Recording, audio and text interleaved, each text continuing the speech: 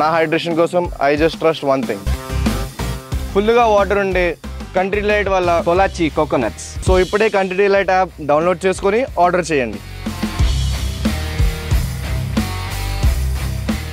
Trump trade వార్తో ప్రపంచ మార్కెట్లన్నీ భారీగా పతనమయ్యాయి sir. Trump ప్రతీకార సుంకాల ప్రభావంతో ప్రపంచ మార్కెట్లు ఢమాల్, మహాపతనం. ట్రంప్ ట్రేడ్ వార్, ఆపై మాంద్యం భయాలు, స్టాక్ మార్కెట్లు డమాల్ అంటూ అన్ని పత్రికలు కూడా ఈరోజు బ్యానర్ ఐటమ్గా ఈ వార్తను ప్రచురించాయి సార్. ప్రపంచవ్యాప్తంగా రెడ్ సిగ్నల్. ఆసియా మార్కెట్ల అతలాకుతలం, 4000 పాయింట్లు పడి దాదాపు సగం కోలుకున్న సెన్సెక్స్. భారత స్టాక్ మార్కెట్లు సైతం 3% వరకు క్షీణత, 15% పతనమైన హాంకాంగ్ సూచీ. అలాగే చమురు, బంగారం ధరలు కూడా భారీగా పతనమైన పరిస్థితి కనిపిస్తోంది సార్. సో ప్రపంచ మార్కెట్లన్నీ కూడా దెబ్బతిన్నాయి, స్టాక్ మార్కెట్లన్నీ కూడా. దీనికి గల ప్రధాన కారణాలు ఏంటి అండ్ దీని తీవ్రత ఎంతవరకు ఉంటుంది సార్? అంటే తీవ్రత చాలా ఎక్కువ. మీకు ఉదాహరణకు మీరు జపాన్ అండ్ తైవాన్ 2 స్టాక్ మార్కెట్లు తీసుకుంటే జపాన్లో 8% స్టాక్ మార్కెట్ పతనమైంది, తైవాన్లో 10% పతనమైంది. ఈ 2 స్టాక్ మార్కెట్లో ట్రేడింగ్ ఆపారు. సర్క్యూట్ బ్రేకర్స్ అంటారు. అంటే అనూహ్యంగా, చాలా వేగంగా, చాలా భారీగా షేర్లు పతనమైనప్పుడు ఒక పాజ్ బటన్ పెడతారు స్టాక్ మార్కెట్. అంటే ఇన్వెస్టర్లకు ఒక ఇండికేషన్, మీరు జాగ్రత్త పడండి, సంథింగ్ సీరియస్ ఈజ్ హ్యాపెనింగ్, అప్రమత్తంగా ఉండండి అని ఇండికేషన్ ఇస్తారు. జపాన్ అండ్ తైవాన్ మార్కెట్లో కూడా ఇండికేషన్ ఇచ్చి పాజ్ బటన్ వచ్చింది. కొంతసేపు ట్రేడింగ్ ఆపాల్సి వచ్చింది. అంటే ఎంత సీరియస్ ఫాలో దీన్ని బట్టి అర్థమవుతుంది. హాంకాంగ్లో అరౌండ్ 13% పతనమైంది లాస్ట్ వరకు. అంటే ట్రేడింగ్ అండ్ అయ్యే వరకు హాంకాంగ్లో 13% స్టాక్ మార్కెట్ పతనం. ఇది 1997 తర్వాత, అంటే 28 ఏళ్ల చరిత్రలో హైయెస్ట్ పతనం ఇది హాంకాంగ్ స్టాక్ మార్కెట్. అంటే దాని తీవ్రత ఎంత ఉందో మీరు అర్థం చేసుకోవచ్చు. సో 1997 తర్వాత ది హైయెస్ట్ ఫాల్ అనేది బ్లాక్ మండే రోజు జరిగింది. దీన్ని బ్లాక్ మండే అంటున్నారు. సో డెఫినెట్గా ఏషియన్ మార్కెట్స్ ఎక్కువ ఫాల్ అయ్యాయి. ఇప్పుడు ఇండియన్ స్టాక్ మార్కెట్లో కూడా సెన్సెక్స్ ఒక 3% పతనమైంది, 2200 పాయింట్స్. వాస్తవంగా అయితే స్టార్టింగే భారీగా పతనం, 5% పతనంతో మొదలైంది 4000 పాయింట్లతో. తర్వాత కాస్త ప్రాఫిట్, కాస్త ఫ్రెష్ బయింగ్ అయ్యే వరకు నిలబడ్డది. నిఫ్టీ నేషనల్ స్టాక్ ఎక్స్చేంజ్ సూచి నిఫ్టీ 50 అంటారు. నిఫ్టీ 50 3.2% పతనమైంది. సో మీకు యూరోపియన్ స్టాక్ మార్కెట్స్ కూడా అప్పుడు మీకు జర్మనీ, యూకే, ఫ్రాన్స్ ఇవన్నీ కూడా మోర్ దెన్ 5% పతనమయ్యాయి స్టాక్ మార్కెట్స్ అన్నీ కూడా.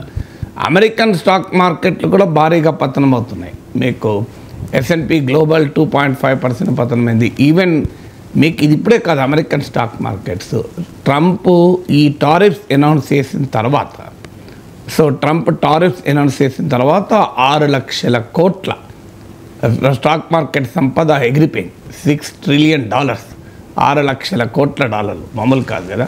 ట్రంప్ ప్రెసిడెంట్ అయ్యాక $11 ట్రిలియన్ ఇప్పటి వరకు. సో ట్రంప్ ప్రెసిడెంట్ అయ్యాక $11 ట్రిలియన్, ఈ టారిఫ్ ప్రకటించాక $6 ట్రిలియన్. మన సాఫ్ట్వేర్ ఉద్యోగులు అమెరికాలో పనిచేసే వారికి ఈ టాప్ కంపెనీస్ గూగుల్, మైక్రోసాఫ్ట్, ఇలాంటి అమెజాన్ ఇలాంటి కంపెనీలో పనిచేసే వారికి స్టాక్స్ ఇస్తారు. కంపెనీ శాలరీతో పాటు ప్యాకేజీలో భాగంగా కొంత శాలరీ ఉంటే కొంత స్టాక్స్ ఉంటాయి. అలాంటి స్టాక్స్ అలాగే పెట్టుకున్న వారికైతే ఒక ఆర్డినరీ మిడిల్ క్లాస్ ఇండియన్ ఇక్కడ నుంచి ఇలా పనిచేసే వాళ్ళకు కూడా ₹1 కోటి నష్టం, అంత స్థాయిలో నష్టం. మన రూపీస్లో లెక్కేస్తే కనీసం ₹1 కోటి నష్టం. సో ఆ స్థాయిలో ఫాల్, మామూలు ఫాల్ కాదు ఇది. సో ఈ ఫాల్ ఏషియన్ మార్కెట్స్ పైన చాలా ఎక్కువ ఉంది. మీరు ఇంతకుముందు కూడా చెప్పినట్లు ఆ ఏషియన్ స్టాక్ మార్కెట్స్ ఎక్కువ ఉన్నది. ఎందుకంటే ఏషియా పైన హైయెస్ట్ టారిఫ్స్ ఉన్నాయి. ఇప్పుడు మీకు జపాన్, సౌత్ కొరియా, మీకు ఇండియా, వీటిపైన అరౌండ్ 26% వరకు ట్రంప్ టారిఫ్స్ విధించాడు. ఇదే మీకు థాయిలాండ్ పైన 36% విధించాడు. వియత్నాం పైన 46% విధించాడు.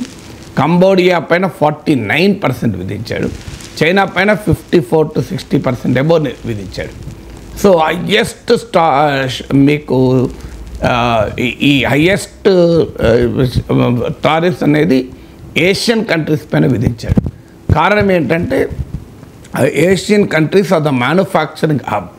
ట్రంప్ వాదన ఏంటంటే ఈ టారిఫ్స్ అమెరికాకు ప్రతికూలంగా ఉండడం వల్ల అమెరికా మ్యానుఫ్యాక్చరింగ్ అడ్వాంటేజ్ని కోల్పోయింది. అమెరికా నుంచి మ్యానుఫ్యాక్చరర్స్ వెళ్ళిపోయి ఇతర దేశాల్లో తమ ఉత్పత్తి చేస్తున్నారు, అమెరికాలో వచ్చి అమ్ముకుంటున్నారు. ఉదాహరణకు యాపిల్ ఉంది, మీకు టెస్లా ఉంది. ఈ రెండు కంపెనీల ఉదాహరణ తీసుకుంటే యాపిల్ అమెరికన్ కంపెనీ, కానీ అది యాపిల్ ఐఫోన్లు ఎక్కడ ప్రొడ్యూస్ అవుతాయి? చైనాలో ప్రొడ్యూస్ అవుతాయి, వియత్నాంలో ప్రొడ్యూస్ అవుతాయి, ఇండియాలో ప్రొడ్యూస్ అవుతాయి. అందువల్ల యాపిల్ అదే అమెరికాలోనే మ్యానుఫ్యాక్చర్ చేస్తే అమెరికాలో జాబ్స్ వస్తాయి కదా అని ట్రంప్ వాదన. కానీ ట్రంప్కి అర్థం కానిది ఏంటంటే గ్లోబలైజ్డ్ ఎకానమీలో ఎక్కడ చీపర్ ప్రొడక్షన్ అంటే ప్రొడక్షన్ ఫ్యాక్టర్స్ అంటారు. ప్రొడక్షన్ ఫ్యాక్టర్స్ అంటే కాస్ట్ ఆఫ్ ప్రొడక్షన్, లేబర్ కావచ్చు, అలాగే రకరకాల లాజిస్టిక్స్ కావచ్చు, ఇలాంటి అనేక ఫ్యాక్టర్స్, రా మెటీరియల్ సప్లై కావచ్చు, సప్లై చైన్స్ కావచ్చు, ఇలాంటి అనేక ఫ్యాక్టర్స్ పైన ఆధారపడి ఉంటుంది. కేవలం టారిఫ్స్ వల్లనే ఒక చోట ఎక్కువ ఒక చోట తక్కువ ప్రొడక్షన్ జరగదు. బట్ ట్రంప్ వాదన ఏంటంటే మనము అమెరికాలో ఎలాంటి సుంకాలు పెద్దగా వేయకుండా అమ్ముకొని ఇచ్చాం కనుక ఈ కంపెనీలు ప్రొడక్షన్ బయటికి తీసుకెళ్లారని. టెస్లా ఉంది, టెస్లా అమెరికాలో ప్రొడ్యూస్ చేస్తారు. ఐ థింక్ టెక్సాస్లో టెస్లా మ్యానుఫ్యాక్చరింగ్ ఉంది, కాలిఫోర్నియాలో కూడా మ్యానుఫ్యాక్చరింగ్ ఉంది. కానీ టెస్లా చైనాలో భారీగా మ్యానుఫ్యాక్చర్ అవుతుంది. ఇప్పుడు ఇండియాలో మ్యానుఫ్యాక్చర్ చేయాలని మనం డిమాండ్ చేస్తున్నాం. సో ఇలా ఏషియన్ కంట్రీస్ మ్యానుఫ్యాక్చరింగ్ బేస్ అంటే ఏషియాలో ప్రొడ్యూస్ అయ్యి అమెరికాలో అమ్ముడుపోతాయి. ఇప్పుడు ఒక సౌత్ కొరియన్ కంపెనీస్ కానీ, జపనీస్ కంపెనీస్ కానీ, చైనీస్ కంపెనీస్ కానీ, వాస్తవంగా మన దేశం కంపారిటివ్లీ తక్కువ. ఇప్పుడు మీకు జపాన్ టయోటా కావచ్చు, సౌత్ కొరియన్ కార్ల కంపెనీస్ కావచ్చు, ఇవి ఎక్కువ. మన కార్ల ఉదాహరణకు మన కార్ల కంపెనీలో ఒక Land Rover, Tata's take over Land రోవర్కి మాత్రం 22% మార్కెట్ షేర్ అమెరికాలో ఉంది. కానీ వరల్డ్ వైడ్గా ఇప్పుడు ఇండియాలో కూడా మ్యానుఫ్యాక్చర్ అయ్యే ఎలక్ట్రానిక్స్ గూడ్స్ $11 బిలియన్ మనం అమెరికాకు ఎక్స్పోర్ట్ చేస్తాం. సో ఇండియాలో ప్రొడ్యూస్ అయ్యేటువంటి రొయ్యల నుంచి మొదలుకొని ఎలక్ట్రానిక్స్ గూడ్స్ వరకు మన ల్యాప్టాప్లు, మొబైల్ ఫోన్లు, మీరు ఫార్మా, మందులు, ఔషధాలు, ఇలాంటి చాలా ప్రొడక్ట్స్ మనం జెమ్స్ అండ్ జ్యువెలరీ ఇవన్నీ కూడా మనం అమెరికాలో అమ్ముతాం. సో అందువల్ల అమెరికన్ టారిఫ్స్ ఏషియన్ ఎకానమీస్ పైన ఎక్కువ ఎందుకు ఉందంటే మ్యానుఫ్యాక్చరింగ్ బేస్ అమెరికా నుంచి ఏషియాకు మారింది కనుక ఏషియా పైన ఎక్కువ టారిఫ్స్ విధించాడు. ఏషియా పైన ఎక్కువ టారిఫ్స్ విధించారు కనుక ఏషియన్ మార్కెట్స్ ఎక్కువ పతనమయ్యాయి. సో లింక్ అది. సో అయితే ఇంకా ఇందులో ఆశ్చర్యం ఏంటంటే రవిశంకర్, అసలు ఇంకా టారిఫ్స్ అమల్లోకి రాలే. వెనస్డే నుంచి అమల్లోకి వస్తాయి. సో రేపటి నుంచి అమల్లోకి వస్తాయి. అమల్లోకి ఇప్పుడు వరకు 10% బేస్ లైన్ టారిఫ్స్ అమల్లో ఉన్నాయి.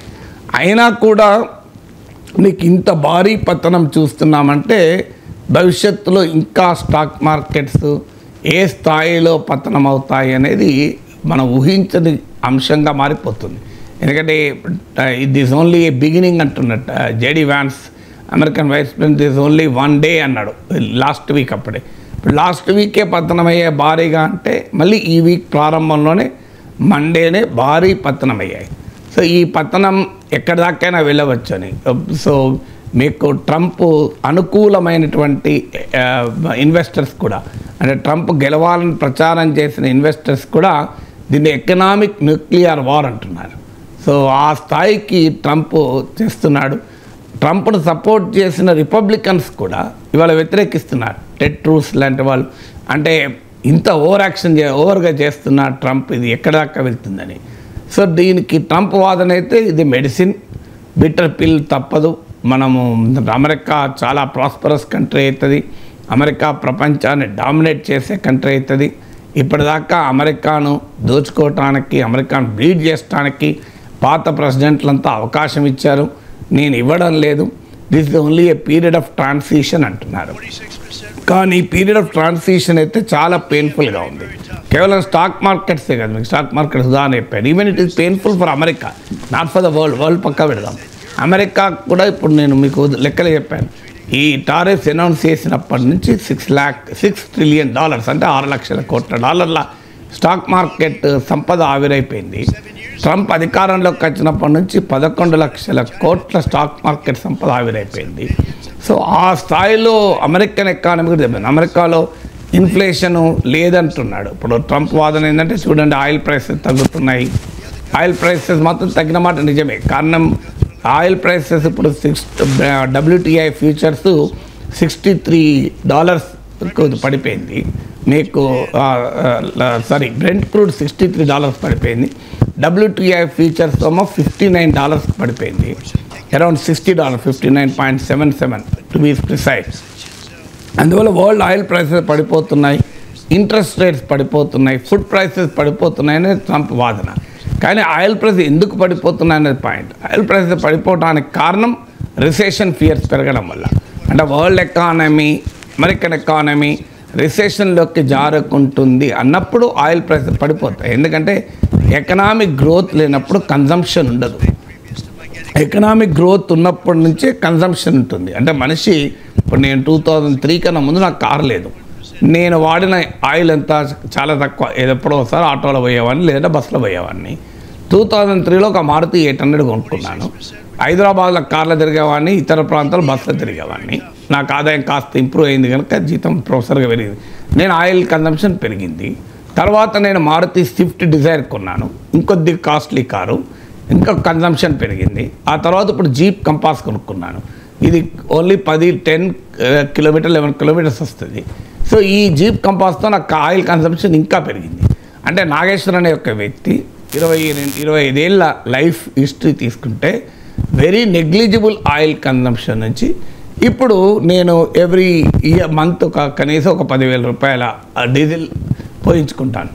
సో ఇంత దాకా ఎందుకు వచ్చాను? నా ఎకనామిక్ గ్రోత్. నాకు 25 ఏళ్ళ కింద నా శాలరీ 20,000 30,000 ఉంటే ఇవాళ నేను రిటైర్ అయ్యే టైంకి నా శాలరీ 2,80,000. సో నా ఎకానమీ పెరిగింది కనుక నేను ఆయిల్ కన్జ్యూమ్ చేస్తున్నాను. ఎందుకు నా ఉదాహరణ చెప్పానంటే ప్రపంచమైనా ఇంతే, దేశాలైనా ఇంతే.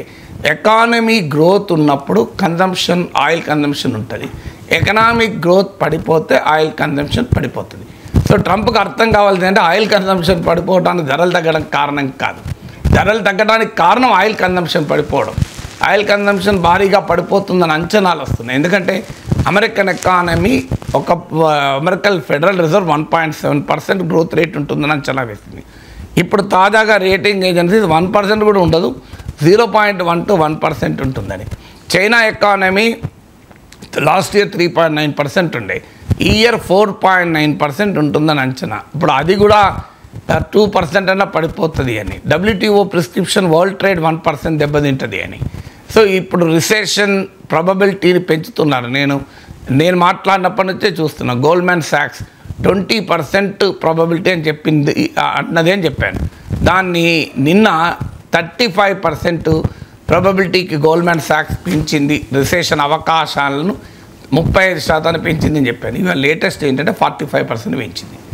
అంటే గోల్డ్మ్యాన్ సాక్స్ నేను ఈ 10 రోజుల్లో విశ్లేషణ చేస్తున్నాగానే 20%తో ప్రారంభమై నిన్న 35% ప్రాబబిలిటీ, ఇవాళ 45% ప్రాబబిలిటీ గోల్డ్మ్యాన్ సాక్స్ చెప్పేది. అంటే రిసెషన్, ఆర్థిక మాంద్యము తన్నుకొస్తోంది అనేది అన్ని అంచనాలు చెప్తున్నాయి. JP మార్గాన్ ఒక 10 రోజుల కింద నేనే చెప్పాను, మార్చిలో చెప్పాను 40% ప్రాబబిలిటీ అని JP మార్గాన్ చెప్పిందని. ఇప్పుడు లేటెస్ట్గా 60%కు పెంచింది ప్రాబబిలిటీ. HSBC 40% ప్రాబబిలిటీ అని చెప్తుంది. S&P గ్లోబల్ 35% ప్రాబబిలిటీ అని. అందువల్ల ఈ రిసెషన్ ఫియర్స్ రోజు రోజుకు పెరుగుతున్నాయి. ఈవెన్ ఇండియన్ ఎకానమీ కూడా మనము 6.3 to 6.8% మధ్యలో ఉండవచ్చు అని ఈ టారిఫ్లకు ముందు అంచనా. టారిఫ్ల తర్వాత, ఈ ట్రేడ్ వార్ తర్వాత వరల్డ్ ఎకానమీ ఇంత టర్బులెన్స్ అయ్యాక ఏమవుతుందో తెలియదు. సో అందువల్ల రిసెషన్ ఫియర్స్ ఏమో పెరుగుతున్నాయి. ట్రంప్ ఏమో లేదు ధరలు తగ్గుతున్నాయి, ఆయిల్ ప్రైసెస్ ఇందుకు ఉదాహరణ, నీకు ఇంట్రెస్ట్ రేట్స్ పడిపోతున్నాయి అని ఆ ట్రంప్ వాదన. So Trump refusing to even see the reasons, forget about it. తీవ్రత ఎందుకు ఎక్కువ ఉంటుందంటే అసలు ఎకానమీ ఇంత గందరగోళము, వరల్డ్ ఎకానమీ వస్తుంటే సొంత రిపబ్లికన్ పార్టీ సెనేటర్లే అది మీకు బైపార్టిసాన్ బిల్లు ప్రపోజ్ చేశారు ఒక రిపబ్లికన్ మెంబర్. ఏంటంటే ఆ బిల్లు ట్రంప్కు సుంకాలు విధించే అధికారాన్ని తగ్గించాలని. చూడండి మీరు, ట్రంప్కి టారిఫ్ విధించే అధికారాన్ని తగ్గించాలి అని ఏకంగా అమెరికన్ పార్లమెంట్లో బిల్లే పెట్టారు. అది కూడా బైపార్టిజన్, రిపబ్లికన్లు డెమోక్రాట్లు కలిపి పెట్టారు. ప్రపోజ్ చేసింది రిపబ్లికన్ పార్టీ క్యాండిడేట్. ఎందుకంటే తర్వాత మిడ్ టర్మ్ ఎలక్షన్స్ ఉన్నాయి నెక్స్ట్. అంటే ఎప్పుడు కూడా అమెరికాలో ఎలా ఉంటుందంటే ప్రెసిడెంట్కి ఒక 4 year టర్మ్ ఉంటే 2 years తర్వాత అమెరికన్ కాంగ్రెస్కు, అమెరికన్ పార్లమెంటుకు కొన్ని సీట్లకు ఎన్నికలు జరుగుతాయి. దాన్ని మిడ్ టర్మ్ ఎలక్షన్స్ అంటారు. అంటే ఒక ప్రెసిడెంట్ రేటింగ్ ఎలా ఉంది, ప్రెసిడెంట్ పర్ఫార్మెన్స్ ఎలా ఉందనేది మనకు అర్థమవుతుంది. ఇప్పుడు మిడ్ టర్మ్ ఎలక్షన్లో ఎగిరిపోతామనేది రిపబ్లికన్ల భయం. ఎందుకంటే దేశవ్యాప్తంగా ప్రజలు తిరగబడుతున్నారు. నిన్న 50 రాష్ట్రాల్లో వేల సంఖ్యలో ప్రజలు రోడ్ల మీదకి వచ్చి ట్రంప్ విధానాల్ని విమర్శిస్తూ వ్యతిరేకిస్తూ ప్రదర్శనలు చేశారు. అందువల్ల గందరగోళం ప్రపంచంలో ఉంది, అమెరికాలో ఉంది. ఈ గందరగోళాన్ని ట్రంప్ ప్రేమిస్తున్నాడు, ఆనందిస్తున్నాడు, ఆహ్వానిస్తున్నాడు, పరవశించిపోతున్నాడు ఈ గందరగోళం చూసి. సో అందువల్ల ఈ సిచ్యువేషన్ ఎక్కడ దాకా పోతుంది, తీవ్రత ఎంత స్థాయిలో ఉంది అంటే తీవ్రత చాలా ఎక్కువగా ఉంది. This is not even end. ఇది బాటమ్ అవుట్ అయిందని కూడా చెప్పలేము. రోజు బాటమ్ రికార్డు అంటే పాతాళాల అధాపాతాళానికి పడిపోవడం, పతనంలో రికార్డు, ఫెయిల్యూర్లో రికార్డు. అంతకుముందు లాస్ట్ ఎగ్జామ్లో 40 మార్కులు వచ్చాయంటే మా తర్వాత ఎగ్జామ్లో 30 మార్కులు వచ్చి, ఈ ఎగ్జామ్లో 20 మార్కులు వచ్చి, రేపటి ఎగ్జామ్లో 10 మార్కులు వచ్చి, తర్వాత 0 వస్తాయని. అంటే ఆ రికార్డు రివర్స్లో పోతున్నాయి. ఇలాంటి సిచ్యువేషన్కి ప్రధానమైన కారణం ఏంటంటే ఈ అన్ప్రెడిక్టబిలిటీ, అన్సర్టనిటీ. ఇప్పుడు నిన్న స్టాక్ మార్కెట్లు పతనం అవుతున్న సమయంలో ఒక వార్త వచ్చింది, ట్రంప్ నా నిర్ణయాన్ని 90 days వాయిదా వేయబోతున్నాడు టారిఫ్స్ అని. దాంతో స్టాక్ మార్కెట్ ఒక్కసారి మళ్ళీ పుంజుకుంది. దాంతో అమెరికన్ గవర్నమెంట్ క్లారిఫికేషన్ ఇచ్చింది, అలాంటిది ఏమీ లేదు, మేమేమీ ఆపడం లేదు అని టారిఫ్లను. మళ్ళీ టమాలను మళ్ళీ పడిపోయింది. ఎందుకంటే ఇది వరల్డ్ వైడ్ ఎకానమీ పైన దాడి. 60 countries పైన టారిఫ్ విధించాడు. ఫ్రెండ్స్ లేరు, అలైస్ లేరు, మిత్రదేశాలు లేవు. నేను చెప్పాను మీకు, ఆస్ట్రేలియాకి చెందిన 2 ఐలాండ్స్, జనమే లేని ఒక ఐలాండ్ పై కూడా వేశాడు. 2000 మంది జనాభా ఉన్న ఐలాండ్ పైన వేశాడు. లెసోటో, అసలు ఈ కంట్రీ ఎవరికి తెలియదన్నాడు, ఆ కంట్రీ పైన కూడా వేశాడు. సో ఈ డి నాట్ లీవ్ ఎనీబడి. దీని లాజిక్ లేదు, రీజనింగ్ లేదు, ఇష్టం వచ్చినట్టుగా బిహేవ్ చేస్తున్నాడు. కనుకనే స్టాక్ మార్కెట్ ఈ స్థాయిలో పతనం అవుతున్నాయి.